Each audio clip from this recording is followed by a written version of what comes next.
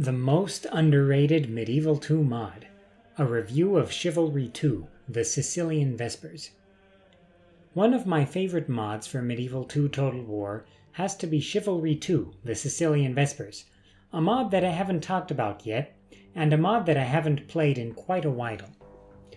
It has unfortunately been dead for a number of years now, which is why I neglected to mention it in my video about the top 5 mods to play for Medieval 2 in 2020. However, I re-downloaded it and fired it up recently in order to see if my nostalgia for Chivalry 2 was just due to rose-tinted glasses or if it really was that great. Let's get into it. Chivalry 2 is sort of a successor to Chivalry Total War, the best medieval total conversion mod for Rome Total War. In some ways, it is a more complete mod than Chivalry. The original Chivalry ended up covering the 11th to approximately 13th centuries, a sort of early era campaign. Chivalry 2, based on the Medieval 2 engine, has a few advantages. Like Chivalry 1, Chivalry 2 is inspired by the original Medieval Total War in terms of its design, which is definitely one of the reasons I like it so much. Like the original Medieval, and unlike Medieval 2, Chivalry 2 contains several era campaigns: early, high, late, and even a Dark Age campaign that begins in 888 AD, and a Renaissance-era campaign that starts in 1401. The early campaign begins in the standard 1080. The high campaign starts when the Byzantines have lost Constantinople and are split into the Nicaean Empire, Trapezuntine Empire, and Despotate of Epirus, and the late campaign starts in 1311 with the Paleologan restoration of the Byzantine Empire. The really early campaign that begins in 888 AD is a very nice inclusion, as it provides a very different balance of power. At that time, Orthodox factions like the Byzantine Empire and Armenia were more powerful than they are in the later era campaigns, and the Abbasid Caliphate is the powerful Islamic faction in the east, not counting Egypt here, as opposed to the Seljuks.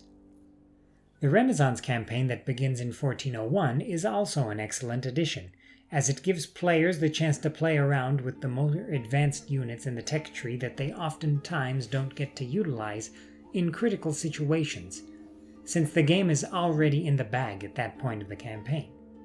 There are even several factions that are not included in any other mod that I know of anyway, including the Angevin Kingdom of Naples, the County of Anjou, and several others. The mod even has an ingenious system that allows it to circumvent the faction limit of Medieval 2 and include a few more factions, by utilizing the launcher to swap between factions that don't exist in one era with another major faction that did exist. For example, in the Dark Age, early, high, and late campaigns, Armenia is a playable faction, but since the kingdom was destroyed in 1375, it can't be playable in the Renaissance 1401 campaign, so when you specify in the launcher that you want to play the Renaissance campaign, it will automatically change around some files and swap out Armenia for the Kingdom of Georgia. This goes for a few other factions as well, and it is truly an ingenious solution devised by the excellent lead developer Sicilian Vespers that allows Chivalry 2 to stand out from the crowd. Playing as the Byzantine Empire with the 1401 start date is quite interesting, as you're surrounded by the Ottomans, so that is an interesting campaign I can recommend for those who like a challenge.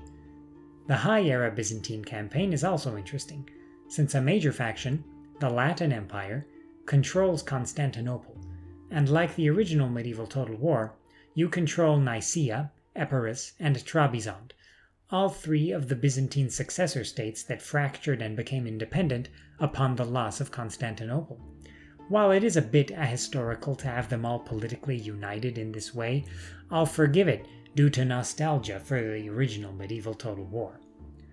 The original Chivalry Total War, the medieval era Rome Total War mod, placed a heavy focus on economy management and building.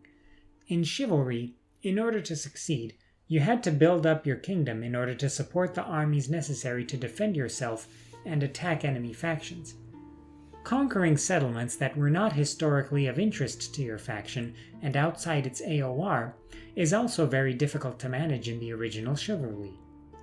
The same is true in Chivalry 2. It is quite difficult to go against history in this mod, and if you have historical knowledge about the medieval era, it will definitely help you during the campaign. This is similar to mods like Europa Barbarorum and its sequel as well, where it definitely helps to have historical knowledge and not make a beeline for the Baltic when playing as the Kingdom of Macedon, for example. The map itself is based off of the vanilla map, so the scope and scale is the same as vanilla, but it adds and changes settlements and the settlement balance in order to make the campaign more historical. It also improves the gameplay quite a bit. For those that like the vanilla Medieval 2 map, which in my view was fine, Chivalry 2 delivers by keeping it, but enhancing it in every way possible. Chivalry 2 also adds a Garrison script, which, unfortunately, is due to the AI's incompetence at properly protecting its cities and castles. This script is very forward-thinking, since, of course, this concept was included in future Total Wars. It definitely makes you think twice before trying to capture a large enemy fortress with a small raiding party. In conclusion, Chivalry 2, the Sicilian Vespers, is definitely one of my personal favorite Total War mods of all time. It includes 5 different era campaigns, with its Dark Age and Renaissance campaigns really adding something different to this mod. Unfortunately, the Renaissance campaign is technically beta, but it is fully playable. Its bevy of new factions tailored for each era campaign just adds a fantastic amount of replayability, and all of them have the depth and unit rosters to back up their inclusion. Additionally, since it does not have any major graphical overhaul or enhancement, it does not negatively impact performance, unlike other mods, and this may be an important factor to consider for a lot of people who would like to try out mods for Medieval 2, but lack the hardware for some of the more intense mods. Even though it has not been actively developed for a number of years now, Chivalry 2 still deserves attention due to its variety, improved campaign and battle mechanics, and very interesting and diverse campaigns it has to offer. You can find its subforum on Total War Center, where you can download it in the description below. Thanks for watching.